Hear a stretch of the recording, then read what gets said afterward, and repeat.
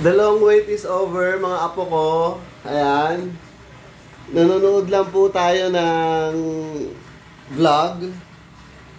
And then, makaka-relate po tayo sa vlog na yan kasi uwan, bagyo po yung meron sa Pilipinas ngayon.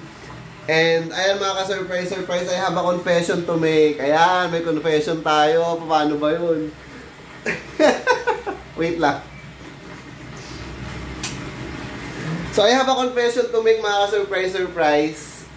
Ang confession ko po is, yes po, nag-prepare po ako. Ayan. Ano bang preparation yan? At bakit ba kailangan may pag-prepare?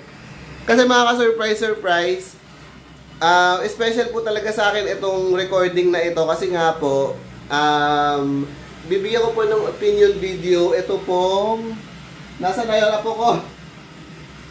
Ay nako, mga apo ko, bigla pang nawala. Sandali nga lang mga ka-surprise, mga apo ko. Manood muna kayo dyan, ayan. Manood muna kayo, mga apo ko. Saan na ba napunta yun? Apo ko! Ayan, nakita ko na. I am getting mother and mother, mga apo ko. Ayan. Ito mga ka-surprise. Ipinramis ko po sa inyo na ayan, nanonood lang po tayo ng vlog. Ano po ito? Sa Zurich, Switzerland po ito, mga ka-surprise. Ayan, I used to walk there. Ayan. But anyway, so, mga ka-surprise, ayun nga, I have a confession to make. Hindi po ito confession by Madonna, confession by Anon po ito, na gusto ko po talagang bigyan ng opinion video itong crab paste po na ito. So, kung kina-follow nyo po yung mga previous recordings ko, mga ka-surprise, dito nga po sa Atworld's most famous vlogger and dito rin po sa Facebook. So ayan mga ka-surprise, hindi ko po siya fully nabigyan ng opinion video. Ito pong Navarro's crab paste special. So ayan po, so tatlong variety po yan. Meron pong premium, meron pong special, meron pong regular. So kung gusto nyo pong malaman kung ano po yung mga variety na yon, panoodin nyo lang po sa Atworld's most famous vlogger sa YouTube and dito rin po sa Facebook. So without any further ado, bibigyan ko na po ng opinion video itong crab paste po na ito.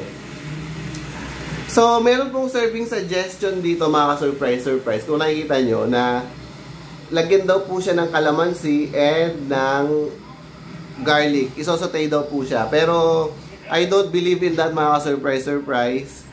Pero naniniwala po ako na yung calamansi po talaga po may iba po yung lasa niya. So, tinikman ko na po siya ng plain lang and masarap po siya mga ka-surprise. Will I buy it again? Yes mga ka-surprise.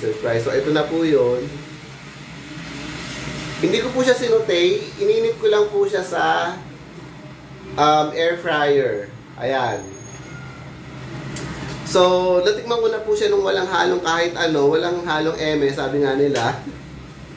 Ganito po yung pag walang halong eme, mga ka-surprise. Ganito po yung itsura niya. Orange na orange po siya. Sorry, medyo may ano kasi. Kita daki mas.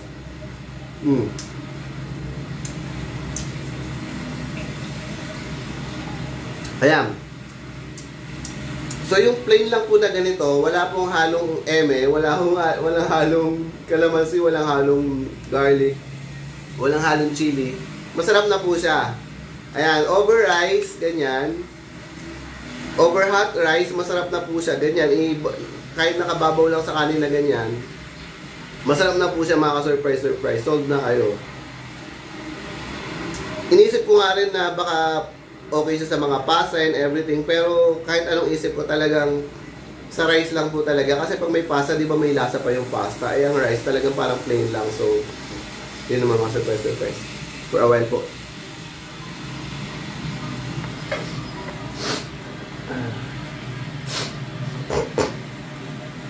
Ayun mga surprise. Kala ko mauubo ako. Anyway, so ito na po yun. So over plain rice nga lang po mga ka-surprise yung pinaka-okay for me. Ayan. So ganito po. Ito na po yung parang mawawala yung matatanggal na lahat ng cravings nyo sa alige ng alimango. Ayan. Just plain crab fat, plain alige in plain rice. So, ito po yun.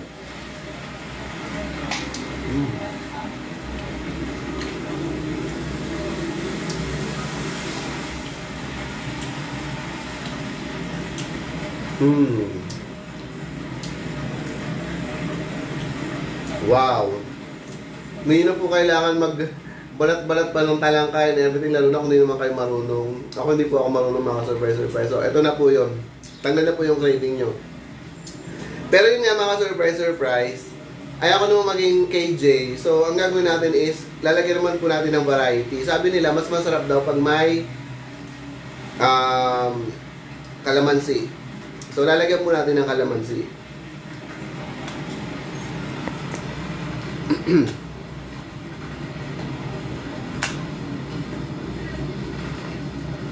And syempre, dapat itong ano natin, chili natin, dapat inano ko na ito, yung niliit-liit ko na to. But since gusto ko ng aesthetic, medyo maganda yung itsura, hindi ko na siya niliit-liit. Ang gagawin ko na lang, kakagatin ko na lang po siyang gano'n. So, yun. So, lalagyan na po natin ng kalamansi, mga surprise. Ayan.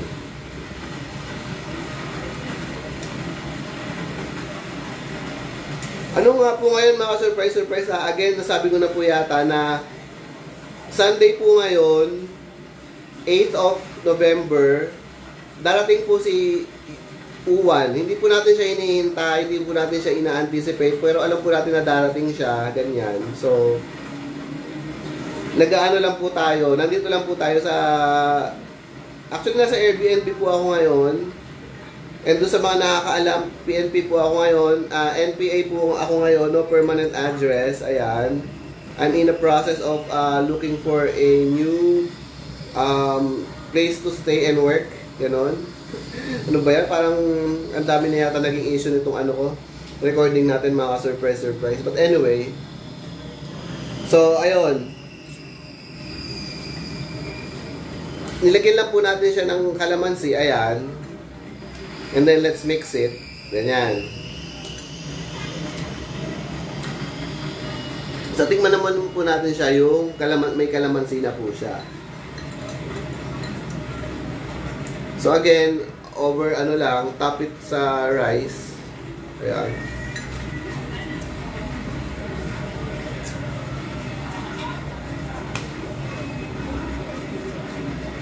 So, ayun para talagang, kung ano yung amoy ng mga kumakain ng ano, ng alimasag sa, di ba may nakatabi kang kumakain, maamoy mo sila.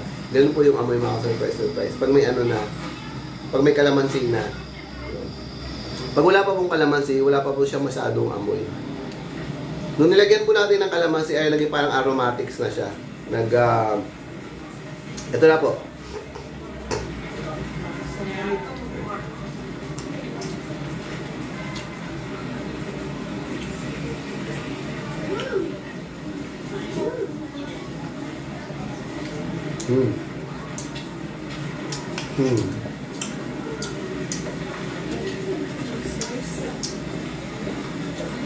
To be honest mga surprise, nung unang tingin ko po sa kanya, naalatan po ako sa kanya. And parang feeling ko, sabi ko hindi ito yung pinakamahal, itong special. Ang pinakamahal is yung premium. Yun yung 100% crab fat. Ito 80% na lang ito. And then yung regular nga, 50% na lang. So, ito mga surprise, parang hindi ko masyadong ma-feel yung 100% na nandun na tayo, ganun. Wala pa po tayo doon. Pero parang feeling ko, doon sa mga ayaw na masyadong malasa, meron mong ganun mga sensitive masyado, ayaw po nila ng mga to the extreme, ganun. Ito na po yun, itong special. So, yun po mga surprise. All in all, maalat po siya, ganun. So, yun po yung sinasabing ko, kaya wala pa tayo doon. Siguro, inalata na lang nila para maging malasa, ganun. Pero okay naman po, tolerable naman po. So, konti lang po, talaga mabubusog na kayo kasi nga malasa siya. Maalat siya, malasa siya, ganun. And yung sa may, ano naman, mga surprise, iba pa rin talaga pag may sili, ayan. So, ang gagawin siguro natin, pag may sili, ayan, over hot rice nga. Itong rice ko mga ka-surprise, napansin nyo, medyo hindi siya yung parang steamy rice. In-air fryer ko rin po kasi siya, ayan, kaya nagmukha po siyang kaning tutong, gano'n. So, kung may craving po kayo sa mga kaning tutong, i-air fryer nyo lang po yan, ayun. So, ito po, dapat hiwa-hiwa na po ito, but for the aesthetics, dito po hiniwa-hiwa, yan, ganyan. So, ang gagawin na lang natin siguro is kakagatan lang natin siya ng konti. Yan.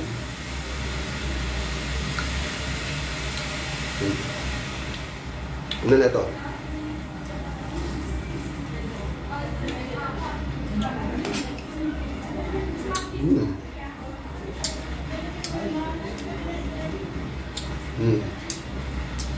Wow. Masarap mga surprise. Masarap. Ayun. Sabi nga sa Japan, Mitsubishi. Bakit ba ako nagja-Japanese mga surprise? Nagja-Japanese. Ba't ba ako nagja-Japanese mga surprise? Kasi kakanood ko lang po ng mga Japanese vlogger, ganun. Usually hindi po sila nagsasalita, napaka-oppress po nila, ganun. So, masarap po siya. Masarap. Ayun. What else? Ano mo ba yung ibang sabihin ko dito? So, yun lang naman siguro mga surprise na hindi ko na papahabain. Hindi ko na kayo papaikot-ikutin pa.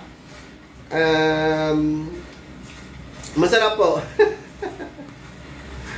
So, yun lang po mga surprise. Hindi ko na papahabain yung video. Puputulin ko na po.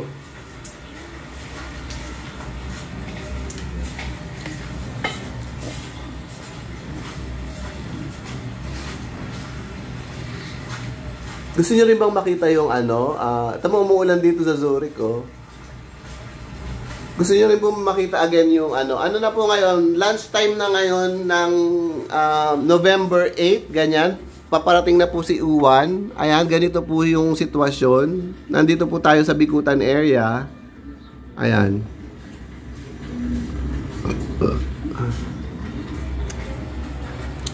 So, yun lang po mga ka-surprise. Di ko na po papahabain yung video. Puputulin ko na po. Masaya-masaya po ako. Nakasama ko po kayo dito sa opinion video nitong crab paste po natin.